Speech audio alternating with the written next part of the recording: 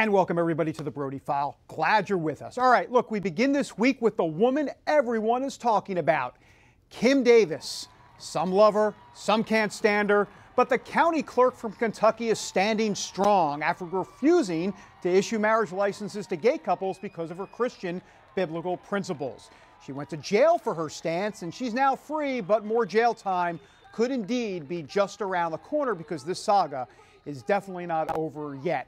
You know, Davis may not be the perfect candidate to stand for biblical marriage. I mean, considering she has been married 3 times, but after giving her life to Jesus Christ, everything changed. She is indeed a forgiven woman. And we spoke to her here in D.C. with her lawyer, Matt Staver, by her side. How does it feel? I mean, to just be out of jail. I mean, how does that feel? Praise the Lord. It's, I feel very, very blessed. You know, the word says we have to consider it all a joy to be in service for the Lord, and that's exactly, you know, I have a peace in my soul and a joy in my heart that nothing of this world can take away. Were you not expecting this, but when this first started back at the county clerk's office, did you expect all of this to kind of happen like this and it just become such a, more than just a media sensation, but this whole huge religious liberty fight? No, I couldn't have imagined in a million years that I would be here in this position with all of everything that's been happening, and it's just all very overwhelming. Some people call it a whirlwind, but I call it a firestorm, and that's, you know, I'm thrust in the midst of a fire, and but that is how my God will purify me and you know, bring me about to be stronger and more faithful. So. Tell me a little bit about what it was like in that jail cell. What was life like for you? Well, I was by myself, and actually I was very blessed. I got to read the Word, I got to pray a lot, I got to study the Word, did Bible studies for myself, and would walk around and raise my hands and sing praises to the Lord and to the tops of my lungs. I know the people, and they probably thought I was crazy, but that's okay. You know, in every situation, I don't want to let my situation dictate my joy in the Lord. So no matter where I'm at and no matter what's going on, He always needs to get the praise and the glory because, you know, He is worthy. I love that. Tell me about that day that you found out that you were getting out of jail, and take me through the process. How did you find out and what happened from that point? Well, I had gotten a shower that morning and was cleaned up and ready to, I thought I was going to have visitation. It was on a Tuesday, and they don't even have visitation on Tuesday, but they had lined up about 4 people to visit me. So I was getting dressed and prepared for that, and they came to my door with the bag of what I had put my clothes in originally from that Thursday, and they had a piece of paper in their hand. They said, I got an order here from Judge Bunning to release you, and I said, do what? And they said, I have an order here from Judge Bunning to release you. And I said, let me see that. So I took the paper and I went, woohoo, you know, praise Jesus. And then they said, yeah, there's a condition on it that you don't interfere, you know, with the issuance of license that your deputies have been doing while you've been incarcerated. I said, well, I'll just stay here then. And they said they couldn't keep me because the order, they didn't have any authorization, you know, to keep me. So I got dressed and went out and just meeting everybody, you know, was just such a humbling experience that there were so many people there gathered, you know, to support me and this cause that we're all in the midst of, you know, because, you know, this isn't just, I mean, this isn't about Kim Davis. It is much larger than I ever could possibly be. It's about each and every one of us. Christians and people who are maybe talking to the Lord but haven't committed their life to Him. You know, there's a lot at stake here, and so just to see all those people that support the idea of religious liberty and the freedom to practice your religion was just overwhelming. It was like walking out and then electricity just automatically hit you right in the face. You know, just covers your whole body. Well, on the podium moment, when you come up on the, in the motion, what was that like? Oh, I was shaking all over, and they were trying to get the microphone out of my hand, and I just kept a hold of it. And I guess I thought maybe if they took it, I wouldn't get it back.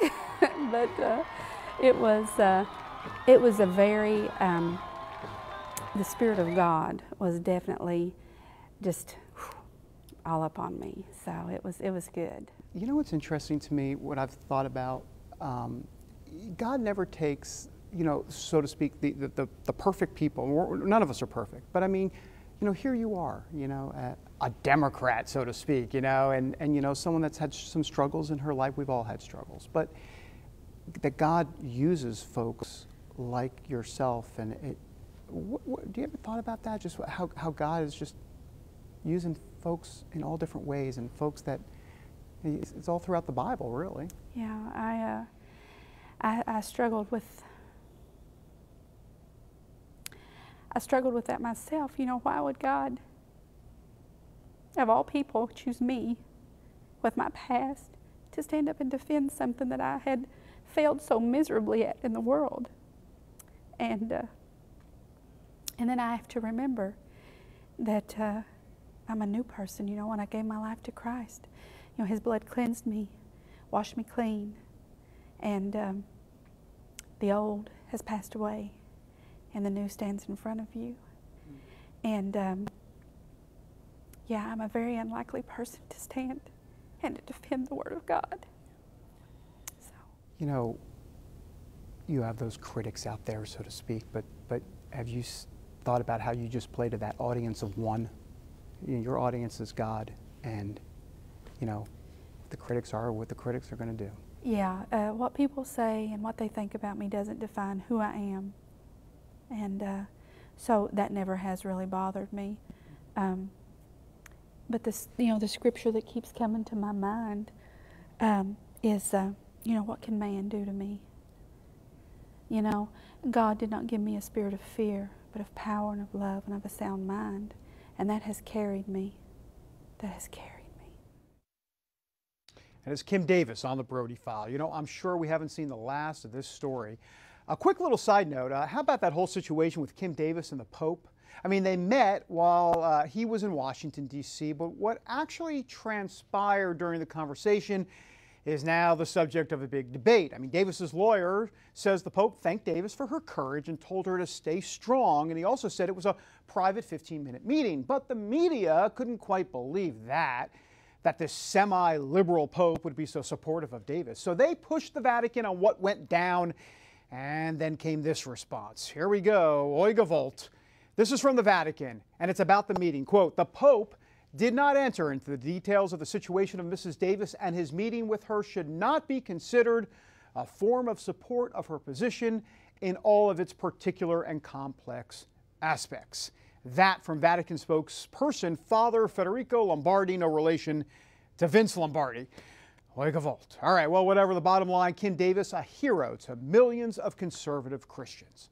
All right, when we come back, one-on-one with Senator John McCain. He's talking about the Iran nuclear deal, and he's not happy about it. Back in a moment. And welcome back to the Brody File, everybody. All right, up next this week on the show, Senator John McCain. He was not happy to see Speaker of the House John Boehner announce his resignation. Clearly, pressure from House conservatives was behind it, and that is something we discussed along with the Obama administration's nuclear deal with Iran. Sure. Speaker Boehner obviously resigning. My goodness, I don't even know where to begin and what question to ask. What do you make of this exactly? I think it means that there are problems in the House of Representatives in the Republican Party. I believe that the lesson from this to all of us should be that we have to sit down together as Republicans, recognize who the adversary is. It's not each other. It's the Democrats. It's the next President of the United States. And we cannot afford another Barack Obama. So we should sit down together and come together. And that means dialogue, that means meeting in the minds, that means agreeing to a common agenda. And it's not healthy for the Republican Party to see us at odds to the point where the Speaker of the House of Representatives, who was elected, has to resign. I happen to be a great admirer and friend of John Boehner, so I'm very, very sorry this has happened. The Iran nuclear deal. What is your biggest concern going forward in terms of if it's a year down the road, 2 years down the road? What are some of your concerns and potential opportunities here, or are there any opportunities here at all? I see no opportunity except you're giving $100 billion or more to the Iranians, who are now in control in Yemen, Syria, Iraq, and Lebanon. They're giving arms to the Taliban in Afghanistan. They're on the move everywhere. The world's greatest sponsor of terror. The Ayatollah recently said, "Death to Israel, death to America." It's an existential threat to Israel. And I could go through the verification and many of the other arguments that I know our viewers are familiar with. But this is a bad deal. I hope I'm wrong. I pray that I'm wrong, because what I see is an escalation to the point where all the other nations in the region are going to go nuclear, and it'll be a tinderbox. And finally, all I can say is that there is a small human dimension to it. There's 4 Americans being held in prison in Iran, including a reporter for the Washington Post, for no reason. You know, we'll talk about all these other issues, lift the restrictions on conventional weapons, ballistic missile capability, etc. But we didn't demand the return of 4 innocent Americans. That shows you the desperation that John Kerry and the president had to get an agreement. What about this Corker-Cardin bill? I mean, it is the law of the land, so to speak, and it does call for these side deals to be present. Are you? I know Rand Paul said the other day he believes the president could be in defiance of the law on this. Well, what is your view? I think he's in defiance of the law, and I believe we should have lawsuits that bring him justice. We ought to go to court on this one, because I believe it's, as you just mentioned, it's in violation of the law that was passed that required a full and complete understanding of all the details of the agreement. John McCain on the Brody File. All right, coming next, presidential candidate Mike Huckabee. You know, he has a few things to get off his chest about President Obama and the way he's treating Christians in America. We discuss in a moment. And welcome back to the Brody File. All right, time now for our chat with GOP presidential candidate Mike Huckabee. He is not among the top tier at this point, but he's plugging away. If he can make it to the top 5 or 7, then we're really going to start to see his excellent debating skills. We did catch up with him recently at the Values Voter Summit as we went into Brody File full stalking mode. There were some reports about you concerned about, well, I'll let you explain about it, but or talk about it, but this idea that President Obama talks about, you know, his Christian faith, but then the principles don't seem to follow. I want you to explain some of what you're talking about here. Well, it's real simple. I mean, this is a guy, he says he's a Christian, he says he believes the Bible, and that's why he's for traditional marriage, then he says he's not anymore. This is the guy who gets up at the National Prayer Breakfast and criticizes Christianity for something that happened 1,000 years ago. He gets up on Easter and has a very harsh tone and really belittles so many of the Christians that he says he's known that he apparently doesn't like. He goes after the Little Sisters of the Poor with his administration, the Green family with Hobby Lobby, all Christians. But while it seems that there's this targeted effort, whether it's through the IRS or through the Justice Department, for Christians, doesn't lift a finger to help Kim Davis, an elected official, a Democrat, a fellow Democrat down in Kentucky. But we accommodate Nidal Hassan, the Fort Hood shooter who killed 14 people. We let him grow his beard while he's in jail. We accommodate the Gitmo detainees. We paint a little stripe in their cells. I've been there, I've seen it. We give them prayer rugs. We give them 5 times a day to pray and halal meals that are far more expensive, 3 times the cost of the meals that our soldiers eat who guard the detainees. So I'm just looking at the realities here and saying, could you show us a little love here? If you really say that you love us and you're one of us, you know, give us a little affection. Right. Scott Walker dropping out of the race and everything. How much does this field need to be whittled down for you and others to gain some more traction here? Because boy, there are a lot of folks in this field. There are, but That's not necessarily negative. I mean, this is the Baskin-Robbins of the presidential race. People have lots of flavors to choose from, and they're going to do a lot of sampling. That's kind of typical, and that's okay. I would love to see another 14 candidates drop out, leaving me on the field by myself. But barring that, I just have to keep working hard, organizing in the early states, and win. That is Mike Huckabee here on the Brody File. All right, look, when the show rolls on, all she wants to do is make floral arrangements in peace. Come on! But instead, her life could be torn to pieces. A conversation about religious liberty with Barronelle Stutzman. That's next. And we're back on the big show. It's a huge show. Hey, her name is Barronelle Stutzman. All she wants to do is continue to run her store. It's called Arlene's Flowers out in Washington State. We were there. This is video. This proves it. Anyhow, instead, she's been in a world of legal trouble after refusing to sell flowers to a gay couple for their wedding. This has been going on for a couple years now. It's still in court. And so far, liberal judges haven't been too kind to Barronelle, but she is not backing down from the religious liberty fight. We spoke with Barronelle here in Washington. How are you feeling about this whole process? And this is my Dr. Phil question. You know, tell me how you feel about how this has affected you. This has been a tough ride for you, hasn't it? It has been an exciting ride and a blessed ride. And I am so thankful for the people that have been praying for us. And God has just been, miracle after miracle has happened. And support of people that never realized, even from the gay community, has come in. So it's just been, I can't say it hasn't been a struggle, but it's been a blessing.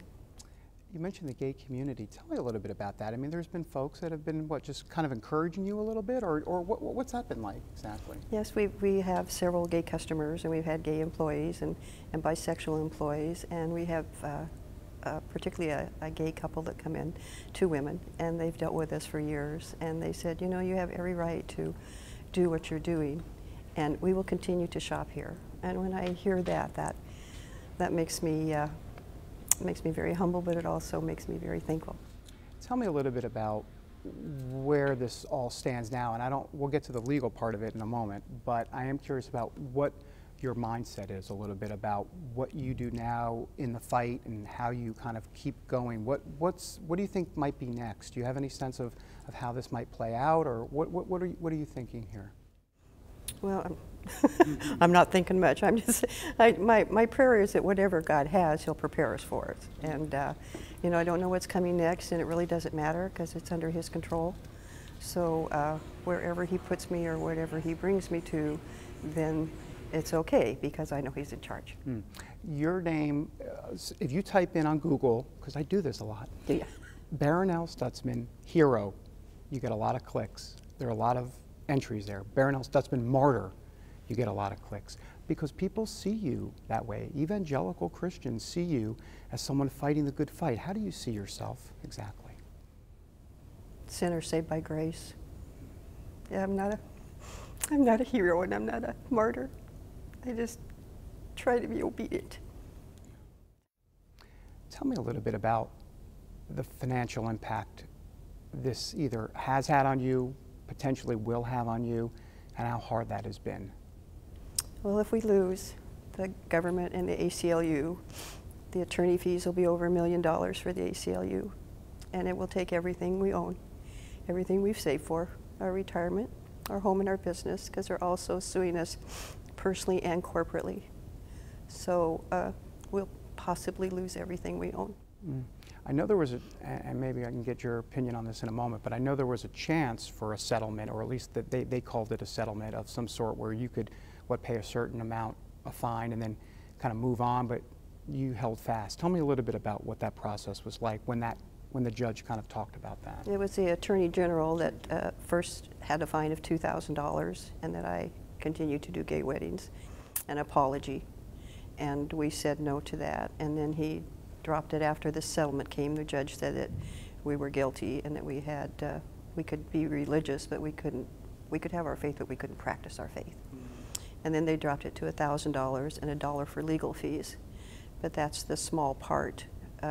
the larger part is the ACLU attorney's fees, which will mount up again to over $1 million. But it's not about the money. It's about the freedom and our stand for Christ. I mean, Christ died for us, and yet I'm not willing to give up anything to stand for him. Seems a little sad. The principle of it all, yeah.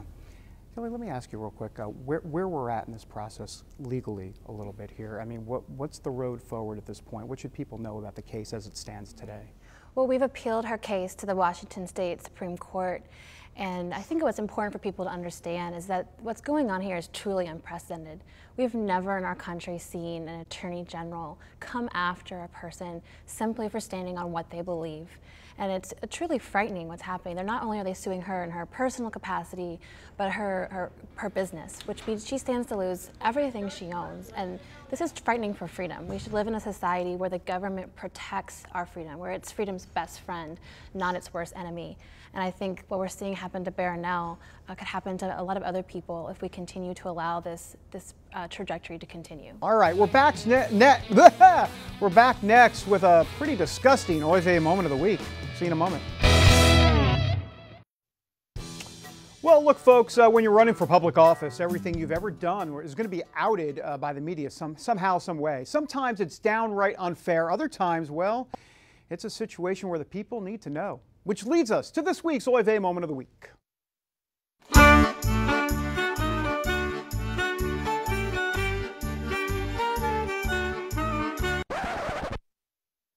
All right, meet Augustus Sol Invictus. That's all right, that's his name. Libertarian candidate for the Florida Senate, 32 years old. He's a lawyer, and he once killed a goat and drank his blood.